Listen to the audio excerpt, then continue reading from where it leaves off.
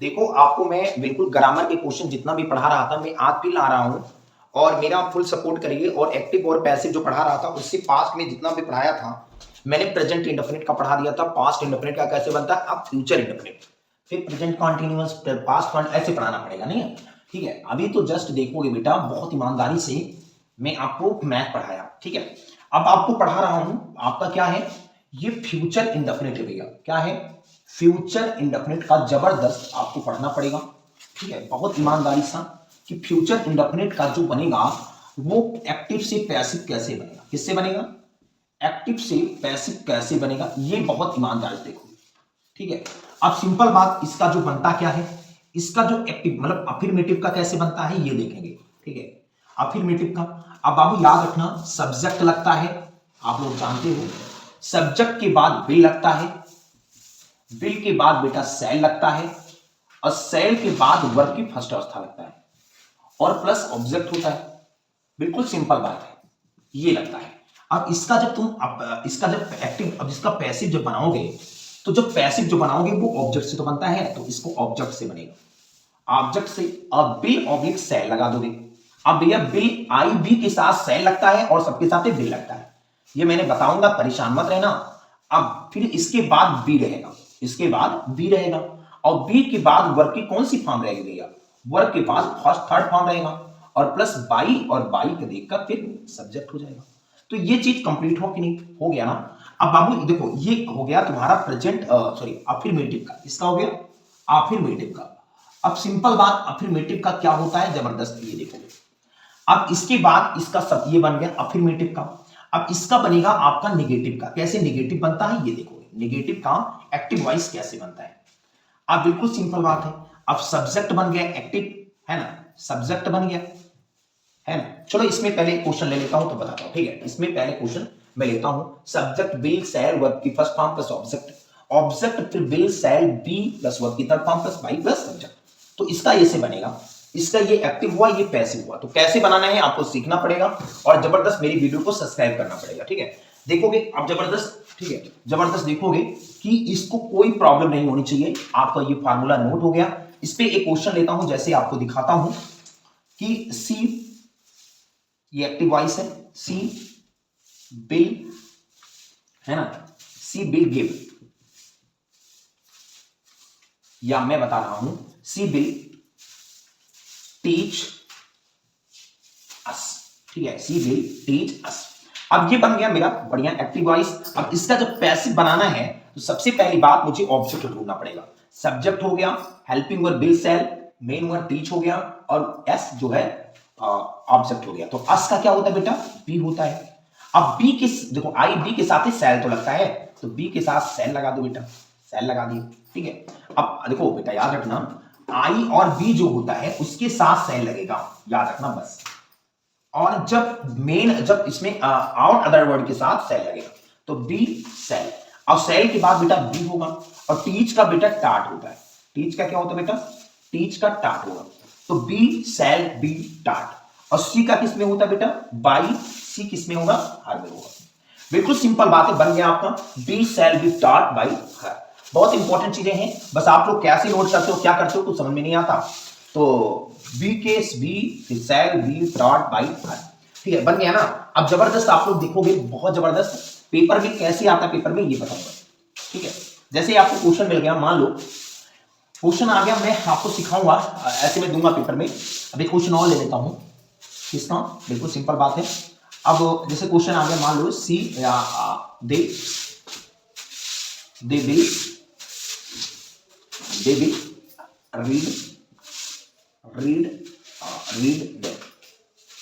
Read. ठीक है, बिल्कुल सिंपल बात है। अब इसका एक्टिव तो बन गया, अब पैसिव कैसे बनेगा ये बताना पड़ेगा। अब बेटा सब्जेक्ट हो गया, विल हेल्पिंग वर्ब रीड हो गया, और देम।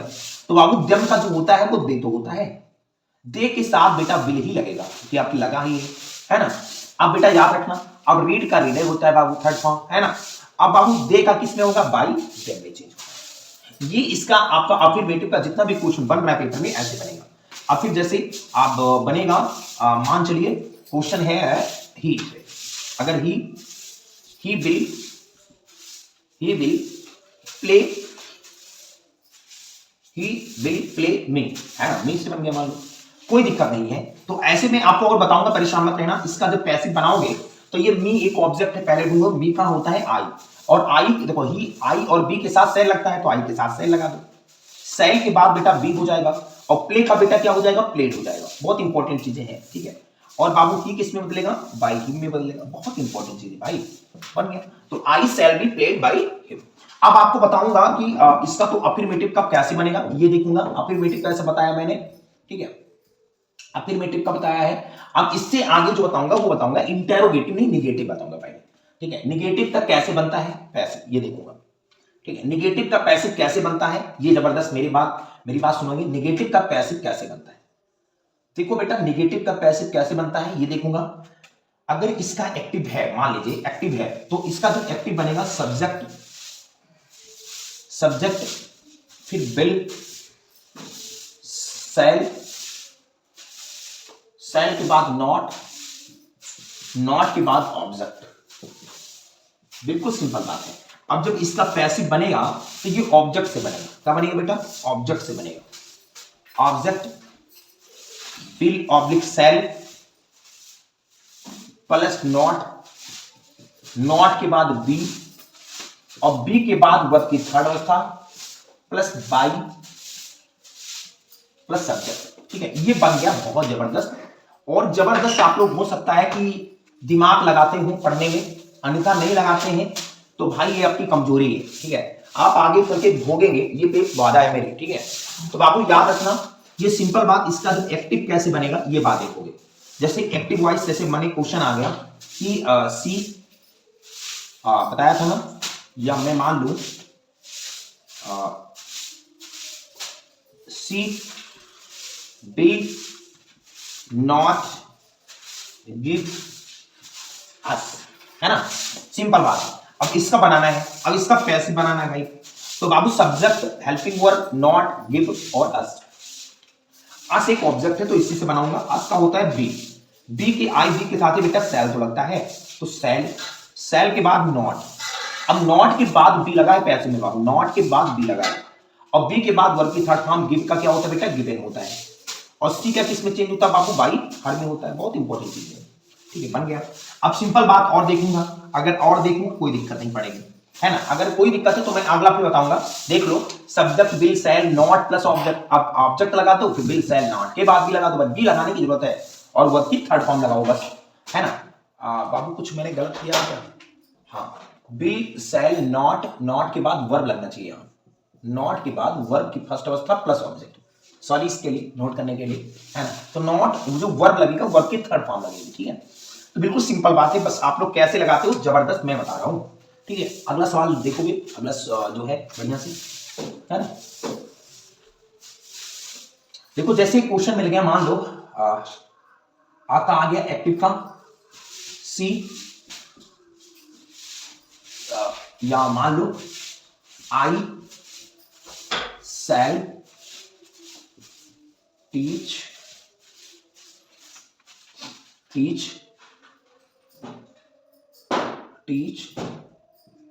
देम, ठीक है, सिंपल बात है। अब यहां नॉट लगना चाहिए, आई सेल नॉट टीच देम, है ना। ये बन गया। अब एक्टिव और बन गया, मान लो we shall play a hockey, कोई दिक्कत नहीं। अब इसमें यहां सॉरी नॉट लगा के भूल जाते, नॉट लगा दो, I we shall not play a hockey. अब बिल्कुल इसका जो पैसिव बनेगा ना, तो सिंपल बात है, इसका जो passive subject helping not plus etch plus it, them एक ऑब्जेक्ट है, तो देम का बेटा क्या होता है दे, और दे के साथ क्या लगेगा बिल, है ना। बिल के बाद क्या लगेगा नॉट के बाद बी लगेगा, सब लोग जानते हो। अब टीच का क्या होता है बेटा, टाट होता है, ठीक है, टाट होता है। अब टाट के बाद बाबू याद रखना, टाट के बाद दे विल नॉट बी टाट। अब बाबू याद रखना आई का क्या होता है बेटा, मी होता है, बहुत सिंपल बात है। अब इसका जब पैसिव बनाओगे ना, तो ये देखो इसमें ऑब्जेक्ट ए हॉकी है, ए हॉकी है ना, ये हॉकी। अब बेटा बिल लगेगा, बिल के बाद नॉट के बाद बी, प्ले का बेटा प्लेड, है ना, और बी किस में चेंज होगा, बाई अस में होगा। बहुत सिंपल बात है। तो ये hockey will not be played by us, ठीक है, बिल्कुल सिंपल बन गया आपका, बहुत जबरदस्त क्वेश्चन। बस आप लोग मेरे क्वेश्चन को नोट करते रहो और जबरदस्त हंसते रहो। जितने भी आपको बस सिखा रहा हूं, मैं वादा कर रहा हूं इससे बाहर नहीं आएगा पेपर में। ऐसे पैटर्न से तो चेंज हो ही नहीं सकते, ठीक है, पैटर्न नहीं क्या है, हाँ सवाल बदल जाता है।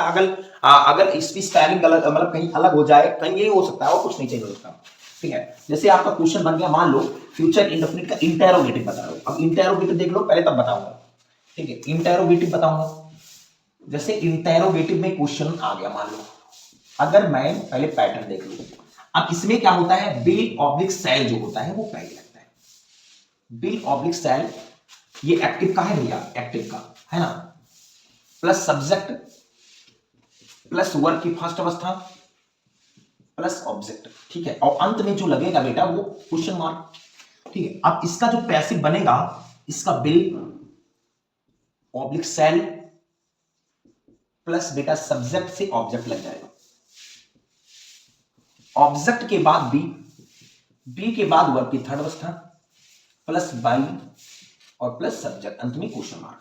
अब इसका जब पैसिव बनेगा, बहुत जबरदस्त याद रखना, जब इसका पैसिव बनेगा तो बिल्कुल सिंपल बात, जब एक्टिव इसका बनता है, मान लो विल राम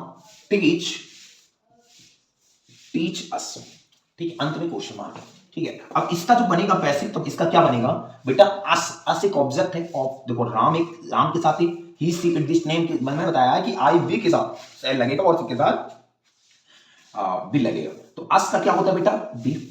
अब बी के साथ सेल लगेगा, तो हाँ कोई दिक्कत नहीं है। अब बी लग जाएगा, है ना, बी है ना भैया, हाँ बी के बाद वर्ब की थर्ड फॉर्म, टीच का बेटा क्या होगा, टाट होगा, टाट। और राम का क्या होगा, वाई राम होगा।